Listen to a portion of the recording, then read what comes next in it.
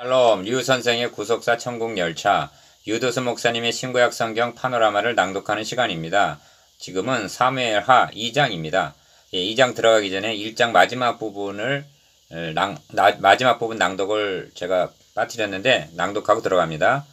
1장의 마지막 부분 나누어 봅시다. 1. 사울왕을 통한 박해라는 시험에 대해서. 2. 아멜렉 사람을 통한 유혹이라는 시험에 대해서. 3. 이를 극복하고 물리칠 수 있었던 다윗의 믿음에 대해서. 이제 2장입니다. 두 왕국의 출현.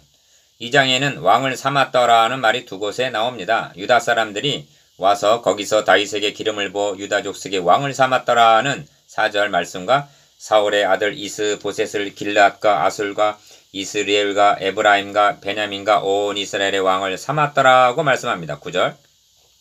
사울왕이 죽자 두 왕국이 출현하게 된 것입니다.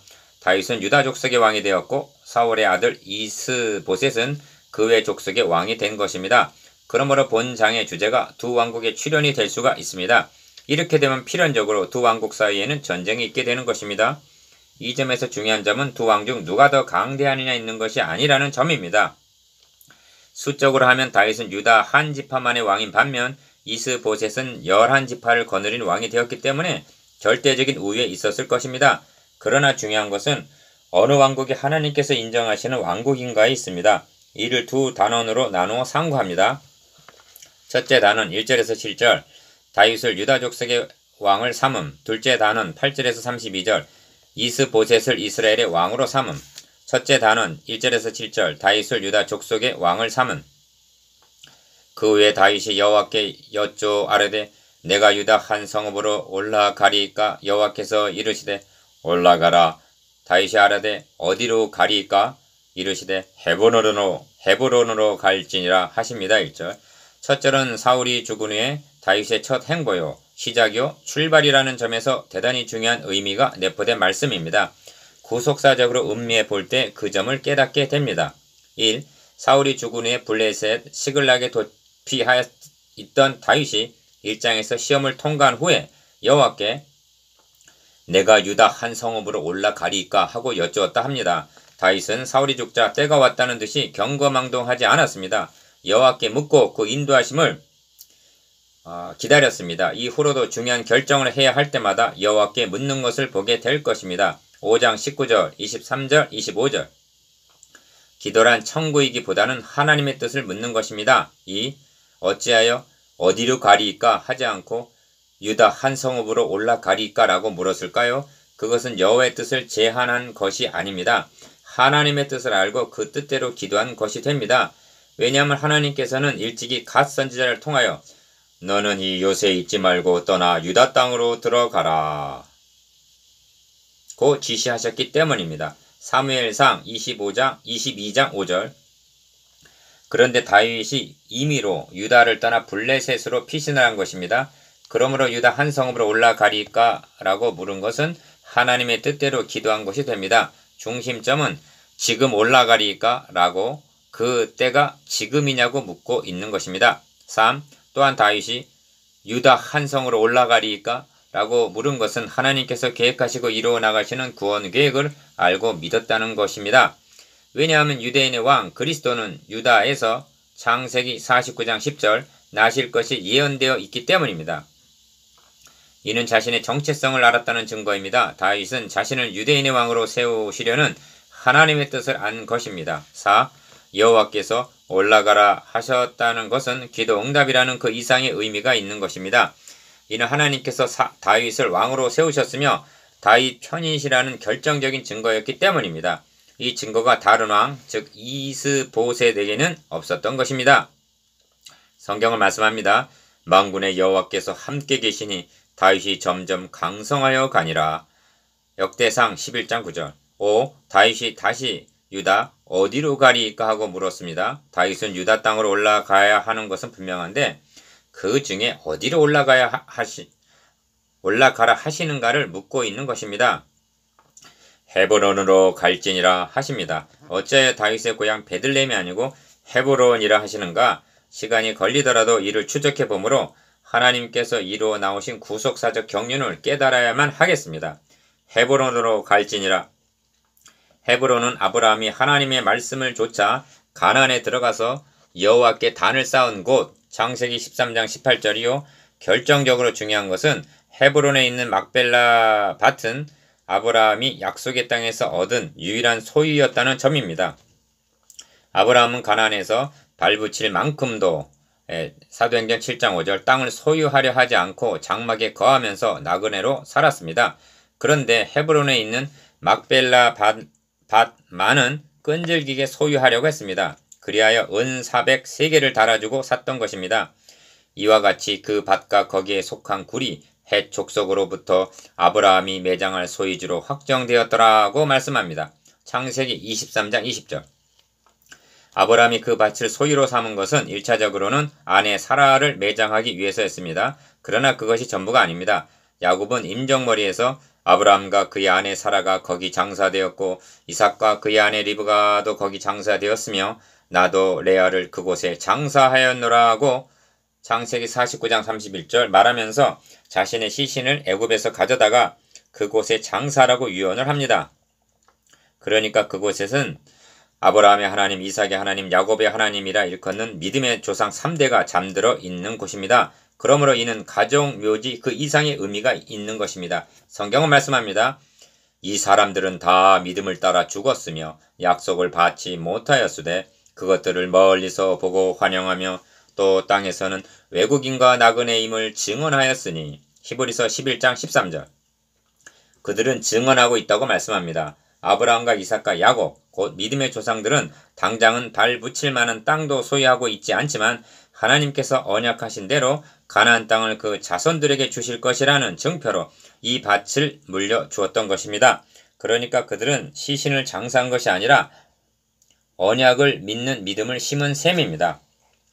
이 점에서 명심해야 할 점은 하나님이 주시겠다는 땅이 중요한 것이 아니라 그 땅에서 태어나실 그 사람, 곧 메시아가 중요하다는 점입니다. 하나님께서 아브라함에게 하신 언약의 핵심이 무엇인가? 성경은 아브라함에게 복음을 전했다고 말씀합니다. 갈라디아서 3장 8절. 즉 그 자손으로 그리스도를 보내셔서 그로 말미암아 천하 만민이 구원의 복을 얻게 하시려는 것이 아브라함에게 세워주신 언약의 핵심입니다. 그러니까 땅을 주리라 하심은 그 자손이 태어날 장소를 준비하심이었던 것입니다. 그러면 그리스도가 12지파 중 어느 지파를 통해서 태어날 것이 예언이 되어 있습니까? 유다 지파입니다. 그러하기 때문에 다음으로 대두되는 것은 여호수아를 통해서 가나안을 정복하게 하시고 땅을 분배하게 하셨을 때 이 헤브론을 누구에게 주실 것인가 하는 문제가 중요한 관심사로 떠오르게 되는 것입니다. 성경은 여호와께서 여호수아에게 명령하신 대로 여호수아가 기랏 아르바 곧 헤브론을 유다 자손 중에서 본기시로 여분네 아들 갈렙에게 주었다고 말씀합니다. 여호수아서 15장 13절. 하나님께서는 첫째로 다윗에게 아브라함에게 하신 언약을 계승한 왕이라는 정통성을 부여하셨고 둘째로 유다지파 다윗의 자손으로 그리스도를 보내시려는 계획을 착착 추진해 나가고 계시는 것입니다. 유다 사람들이 와서 거기서 헤브론에서 다윗에게 기름을 부어 유다 족속의 왕으로 삼았더라 합니다. 4절.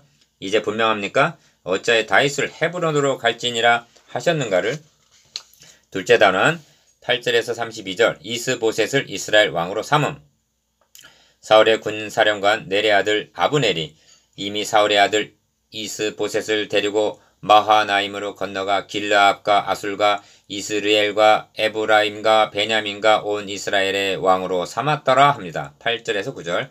사울의 아들 이스보셋은 블레셋과의 싸움에서 붙인 사울을 따라 출정한 세 형제들 요나단, 아비나다, 말기수에 끼이지 못한 것을 보면 어딘가 모자라는 데가 있었던 듯 싶습니다. 그리하여 이스보셋은 군사령관 아브넬의 추대가 없이는 왕이 될 수가 없는 처지였습니다. 그렇다면 아브넬은 어찌하여 이스보셋을 왕으로 삼았을까요? 사울이 다윗에게 보라 나는 너가 반드시 왕이 될 것으로 알고 이스라엘 나라가 너의 손에 견고히 설 것을 아노니 했다면 사무엘상 24장 20절 군사령관 아브넬도 다윗을 왕으로 세우시려는 하나님의 뜻을 알았다고 보아야만 합니다. 그럼에도 불구하고 하나님의 뜻을 대적하여 이스보셋을 왕으로 삼은 데는 속셈이 있었을 것입니다. 아브넬과 이스보셋은 사촌 형제간입니다. 사무엘상 14장 50절.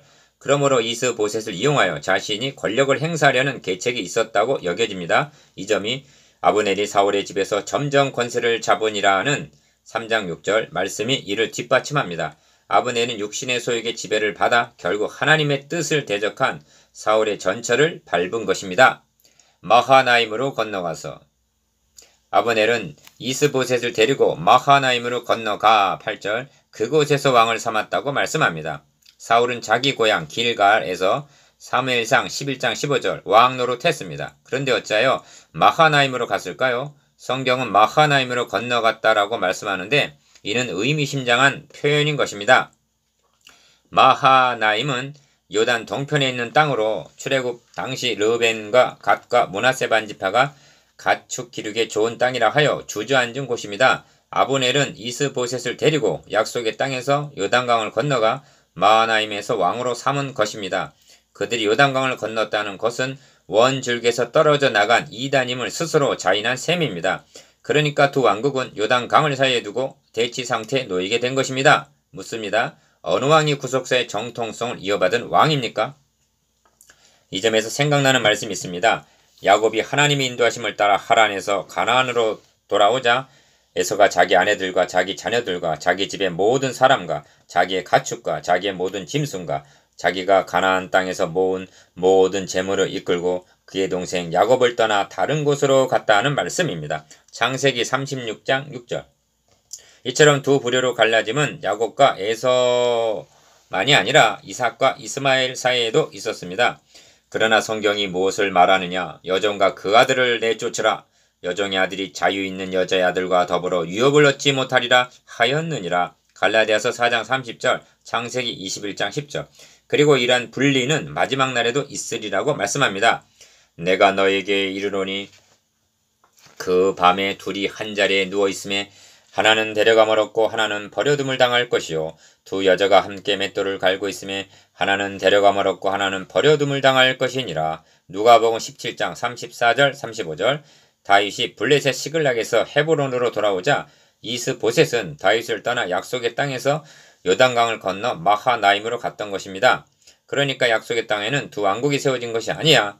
오직 메시아 왕국의 예표인 다윗 왕국만 세워진 셈입니다.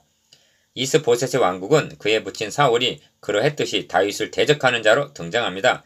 그러므로 두 진영 간에는 기억, 첫째로 넬의 아들 아브넬과 사울의 아들 이스보셋의 신복들은 마하나임에서 나와 기브온에 이르고 스루야의 아들 요압과 다윗의 신복들도 나와 기브온 목가에서 그들을 만나 함께 앉으니 이는 못 이쪽이요 그는 못 저쪽이라 한 두 부류로 갈라지게 되었고 12절 13절. 니은 둘째는 청년들에게 일어나서 우리 앞에서 겨루게 하자는 14절 적대감이 있고 디귿 셋째는 그날의 싸움이 심히 맹렬하더니 아브넬과 이스라엘 사람들이 다윗의 신복들 앞에서 패하니라 한 17절. 극렬한 싸움 끝에 다윗 진영이 승리하는 것을 봅니다. 그리고 2장의 결론은 3절 1절에 있는데 사울의 집과 다윗의 집 사이에 전쟁이 오래매 다윗은 점점 강하여 가고 사울의 집은 점점 약하여 가니라고 말씀합니다.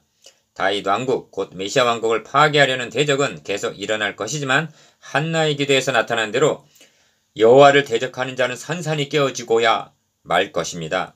사무엘상 2장 10절. 이스보셋의 왕국은 차라리 나지 아니하였다면 저에게 좋을 뻔한 왕국이 태어난 것입니다. 나눠 봅시다. 1. 다윗에게 헤브론으로 갈지니라 하신 구속사적 의미에 대해서 2. 두 왕국 두 진영이라는 구속사적 의미에 대해서 3. 마하나임으로 건너갔다는 의미에 대해서